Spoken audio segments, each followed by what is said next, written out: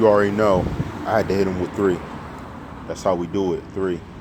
Now, what we're going to talk about now is how the grand jury is going to approach this case. So there's 4 suspects, and a 5th is not linked to anything.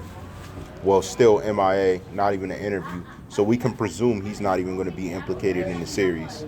So the way they're going to work their way into the 3 people, well, 4 people, 2 to be yet to be found, a manhunt for 1, now a manhunt for 2. There's going to be a simple way. It's going to be the production of evidence, discovery, and different things. Most of these charges that are going to be trumped up are going to be, let's say, somewhat false to the point where it's going to be off of statements. This is where we see who's making statements. This is where we see what Michael Boatwright was hinting to, what he was asking for. This is very important because now we see who in it really knew he was going to be deceased at the end of the mission, and basically who was there and kind of knew. Because who kind of knew is going to be quiet and try and play with the cases, but they're going to use the information and discovery from the people who basically were part of it, but didn't actually understand that this was a mission to wipe this young man out. And how do I know that? It's because he's no longer here. You see, if it was just a robbery, it would have been just that. But we know this wasn't just as simple as that. Because there's certain, let's say, procedures that go with a robbery. It would have been a snatch the bag and go. Because like I told you before, and we're not going to lean on the witness statement to do any more evidence because we already proved how false it is. So no longer is the witness statement being acknowledged. Let's put it that way.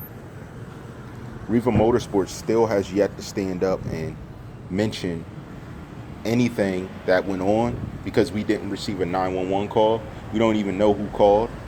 He said he ran in to make people call. But what confuses me is why didn't you just use a cell phone?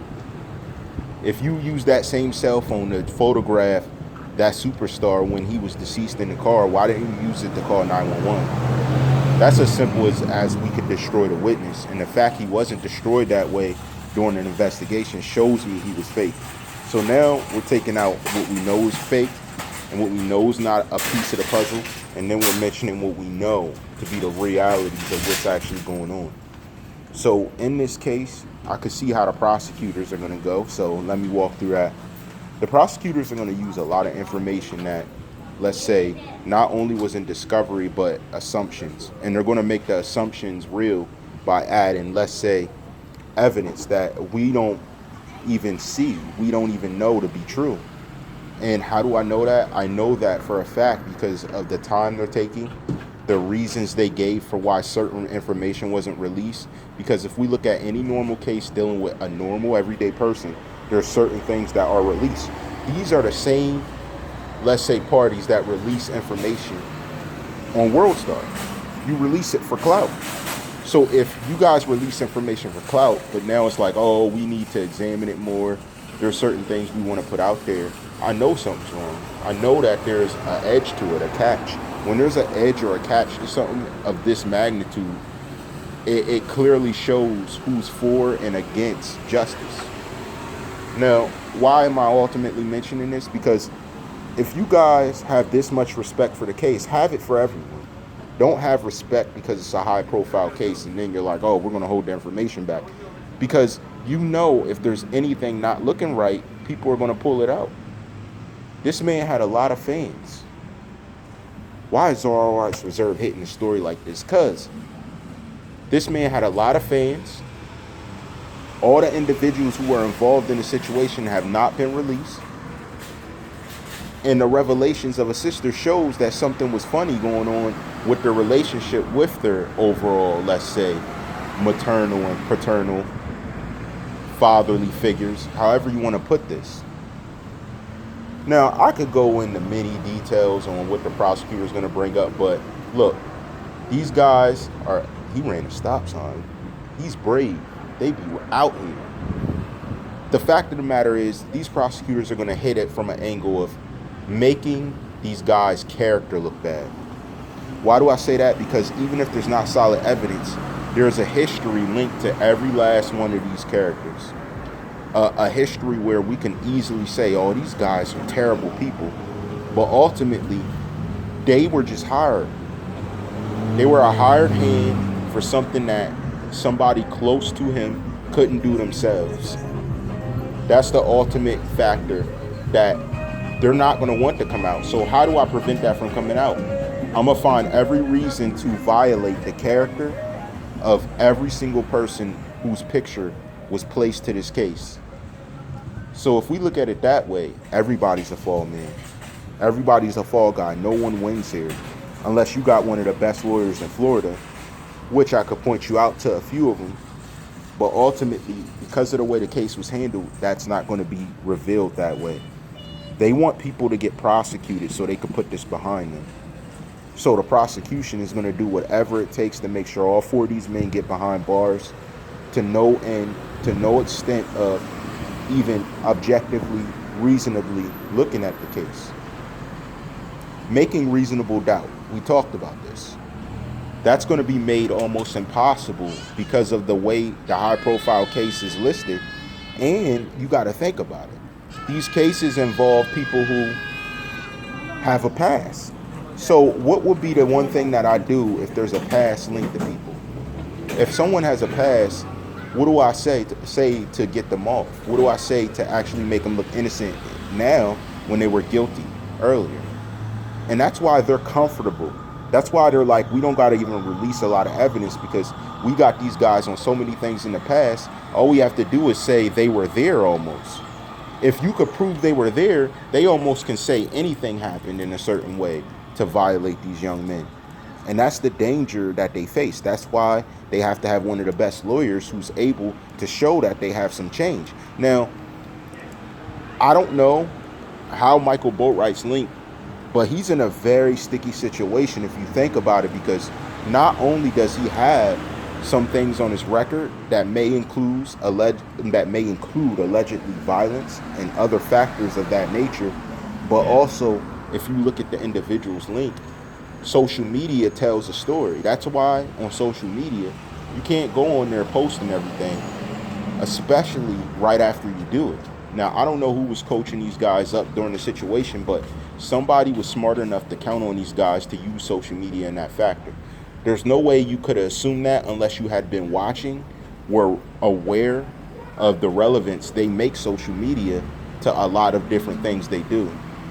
And that's the sad part.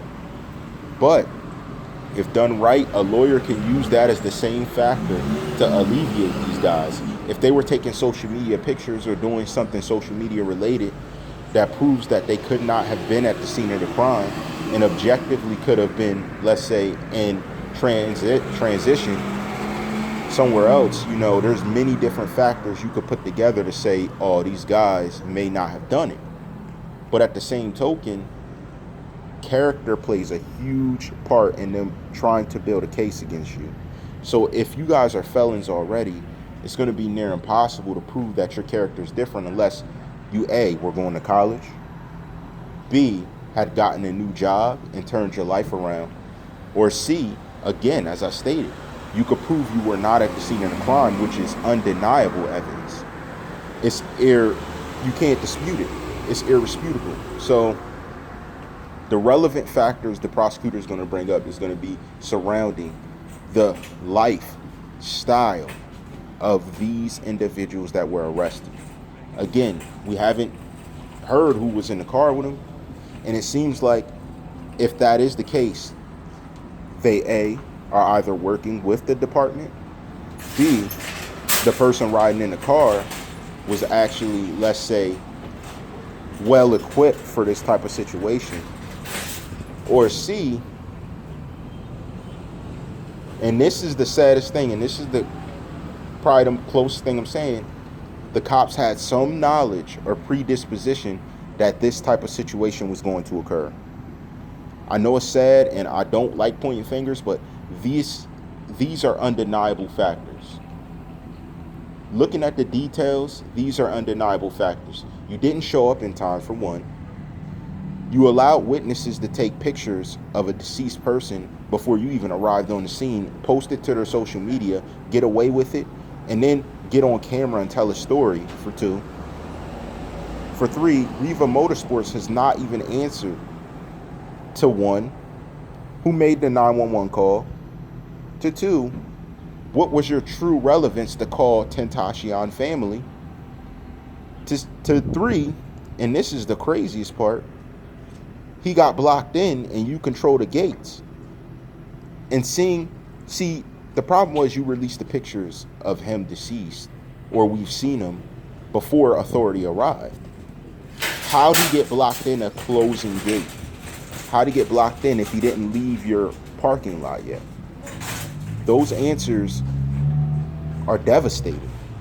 There's not even a security camera. If you had security, we could even add, let's say, an objective factor to, oh, this is how it happened, that's how it happened.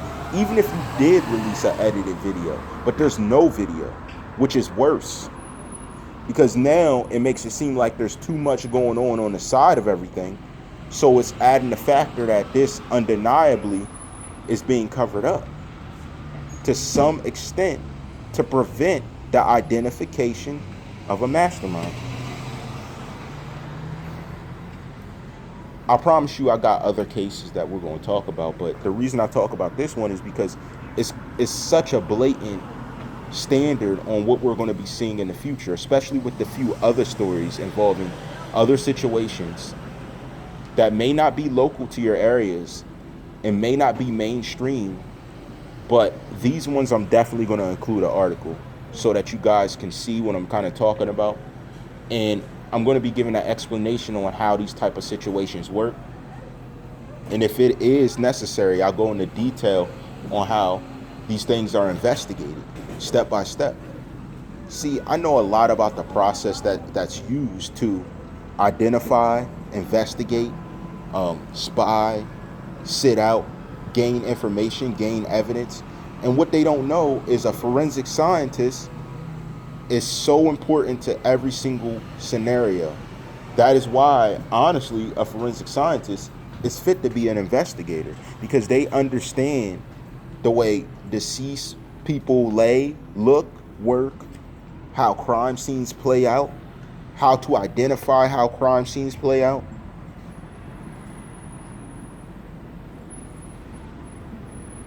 One of the ways that I built my understanding of this is through John Woo.